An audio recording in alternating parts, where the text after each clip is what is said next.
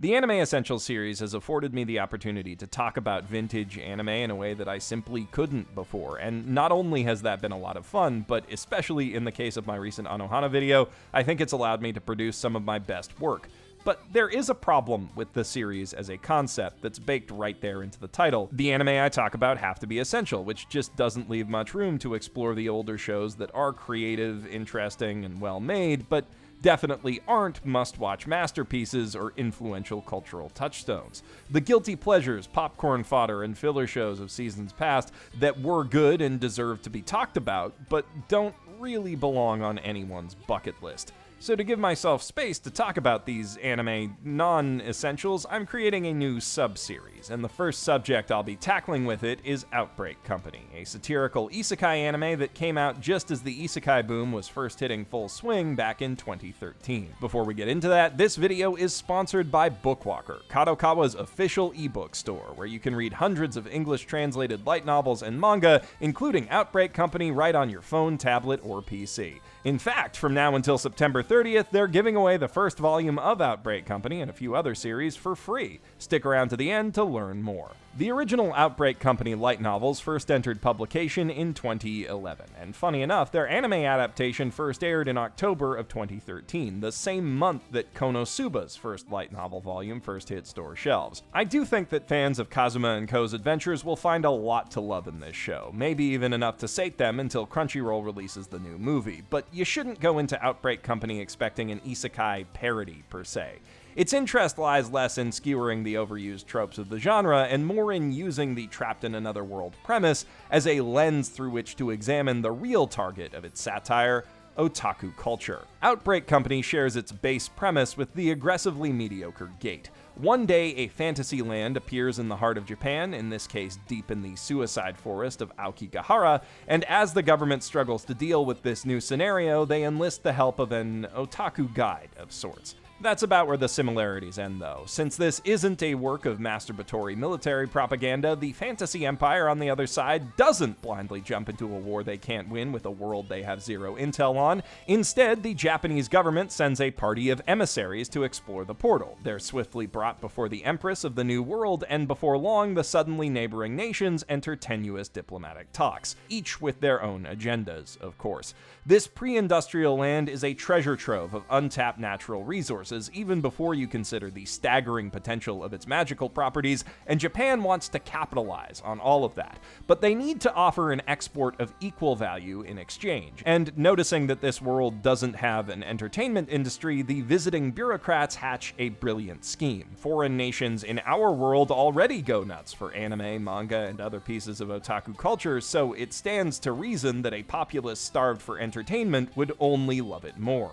Needing an expert to curate their new export business, the government puts out a hiring call for otaku, and Shinichi Kano, a hikikomori high school dropout, aces his interview and lands a job as the new CEO of Amutech. Before he knows it, literally because they drug and kidnap him right there in the interview room, Shinichi finds himself living and working in this strange new world under the watchful eyes of a shady government bureaucrat named Matoba and an expert JSDF soldier and closet fujoshi named Minori, who serves as his bodyguard. He's not trapped in this new world per se, but since its existence and the location of the portal are both national secrets, and he only knows the first one, he may as well be. Though his otaku knowledge is impressive, it's Shinichi's inherent disposability as a jobless teenage shut-in that made him the ideal man for this particular job. Still, it's not all bad. He gets to live in a massive mansion with an equally massive anime and manga collection furnished by the Japanese government, and he enjoys being waited on by his beautiful half-elf maid Musel and his lizard manservant Brooks,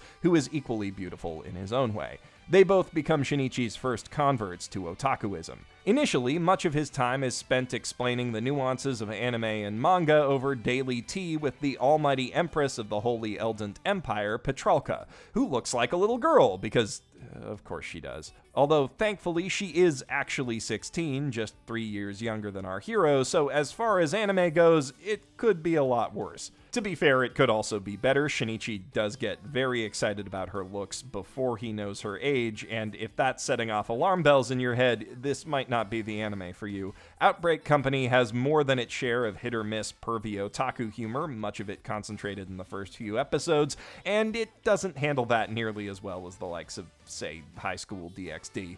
At his worst, Shinichi can be a creep on par with Mineta from My Hero Academia, ogling and making lewd comments about every girl he meets, often before even learning their names. And while that kind of thing ranges from amusing to tolerable when it's coming in small doses from a supporting character, it's a lot harder to stomach in a protagonist, especially when some of those girls don't really reciprocate and he never takes the hint. Thankfully, this is not his defining character trait, and he does mellow out as the story goes on, but it bugged me, and I can see it putting some people off the show entirely. Or it might not bother you at all. The first time I watched this when I was 20, I remember laughing at a lot of the jokes that made my eyes roll today. Either way, Shinichi does have plenty of good points to offset the bad. He's intelligent, observant, kind-hearted, and surprisingly considerate in other contexts, and personally, I find it hard to completely dislike any character, or show for that matter, that starts dropping kaiji references in episode 2. I know that sounds a bit shallow, but Outbreak Company is one of the most passionate and inclusive love letters to otaku media out there.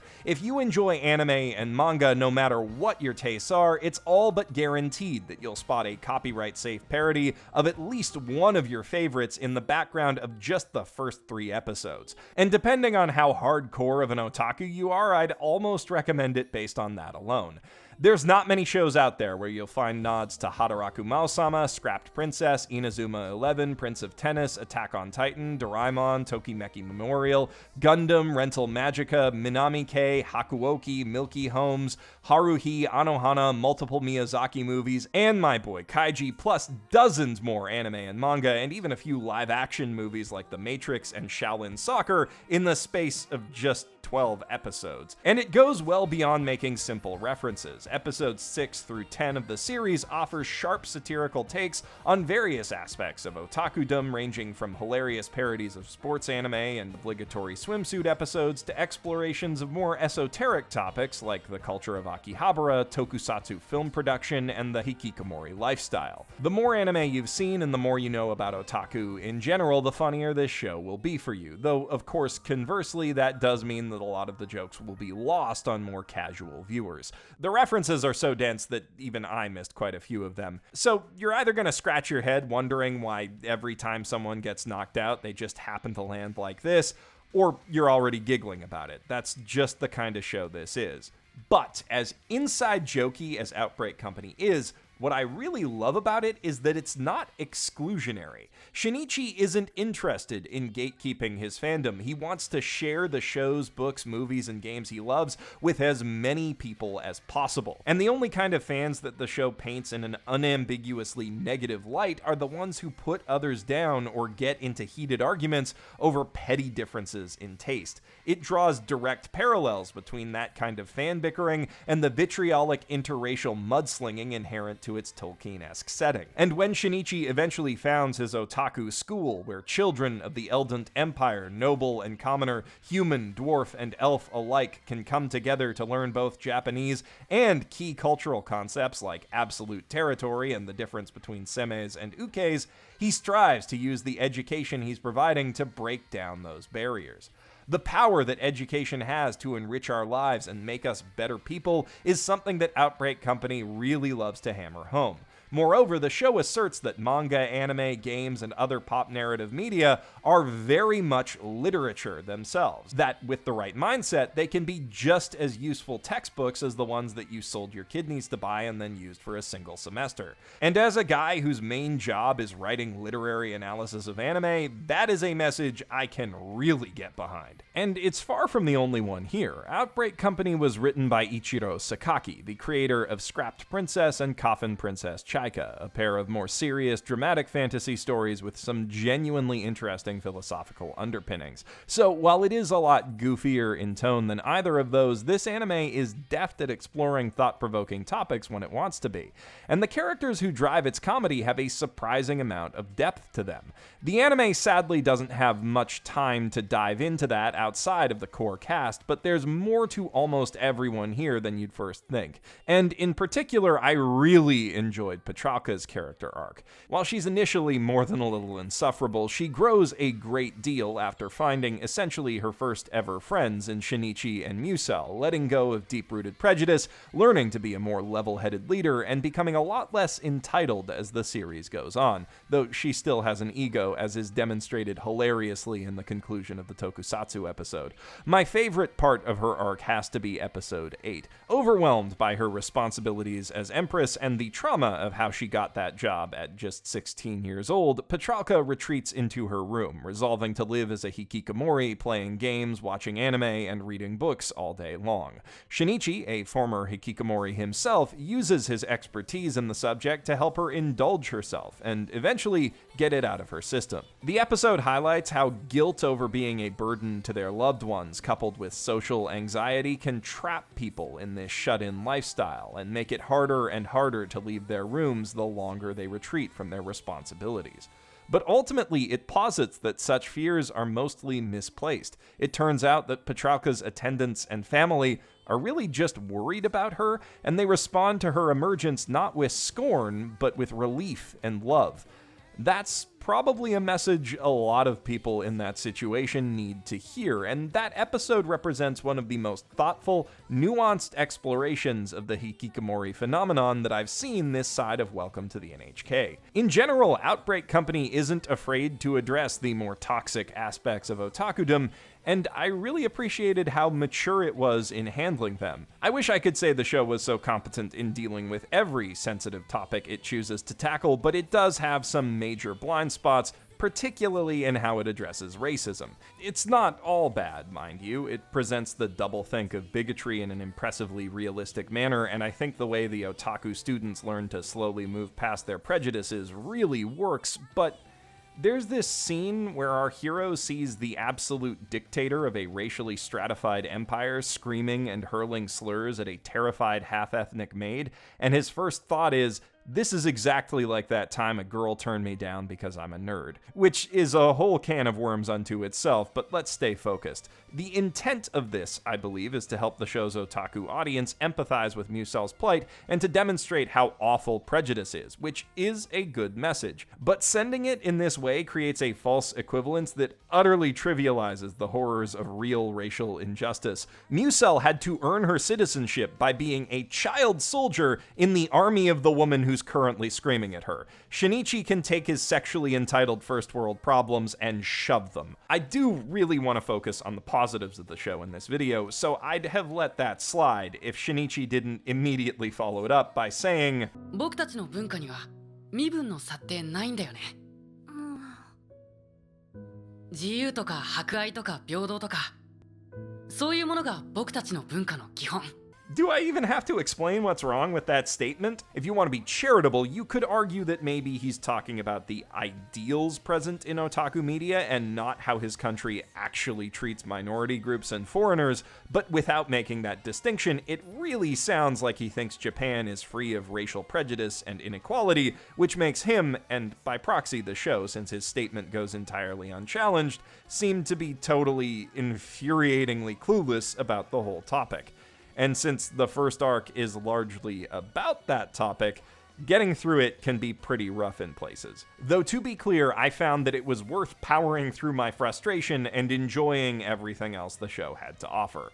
And it's not like Outbreak Company isn't critical of other aspects of Japanese society. Matsuba is as close as the show has to a main villain, and he's basically the living embodiment of shady politics and the right-wing nationalism of Japan's ruling party, the LDP. An ideology the show seems to take particular issue with, considering that the villains of the first arc are ultra-nationalist terrorists, the soccer episode highlights how sports can be used to fuel dangerous jingoism, and the last arc, well, I don't want to spoil too much, but it doesn't exactly paint the Japanese government in a positive light, and it advocates strongly for cultural cross-pollination in otaku media. Unfortunately, the show doesn't give that arc nearly enough time to explore all of the interesting ideas that it brings up. I'm only just starting to read the light novels, so I can't be sure, but the jarring tonal shift going into those last two episodes really makes it feel like they rushed and rewrote some plot points to give the show a more conclusive conclusion. Fun as it is, Outbreak Company is one of those anime that feels like it's being held back by the constraints of its adaptation, but it is fun. As critical as I've been of its worst points, I do still heartily recommend it overall. The first arc is a bit slow, and the last arc is a mess, but episodes 4 through 10 are gold, and the show works exceptionally well from beginning to end if the main thing you're coming to it for is lighthearted, geeky comedy. With great music, stellar voice acting, and especially incredible animation. On top of that, seriously, some of these action scenes had me picking my jaw up off the floor. I think that most anime fans will be more than satisfied with Outbreak Company, warts and all. That said, I am getting the distinct impression that the light novels might offer an even richer and more satisfying narrative experience, which brings us back to today's sponsor, Bookwalker. Because if you're interested in reading Outbreak Company, there has never been a better time. Until the end of the month, in partnership with their publisher J-Novel Club, Bookwalker is giving away the first volumes of In Another World with My Smartphone, Der Werewolf, Sorceress, Stabber, Orphan, I Saved Too Many Girls and Caused the Apocalypse, and obviously Outbreak Company for free to all users. So if you sign up now, you will immediately have 5 great new books to read. And if any of those entice you to read further, you're in luck, because as part of this promotion, until September 30th, subsequent volumes of all of those series are on sale for 20% off, which means that if you use my promo code BASEMENT to buy volume 2 of, say, Outbreak Company, the 600 yen discount you get will bring the total price down to a little under 60 cents, which is an absolute steal, especially for a textbook. For the low price of free, there is no reason not to at least sign up and download these books, and that promo code BASEMENT, once again, will work for the entire first month of your membership, so you have a good while to figure out exactly which work of otaku literature you most want to use it on. On the next Basement Book Club, we will be covering A Silent Voice, so if you're looking for suggestions, that's a good option too. I'm Geoff Thew, professional shitbag, wishing you good reading from my mother's basement.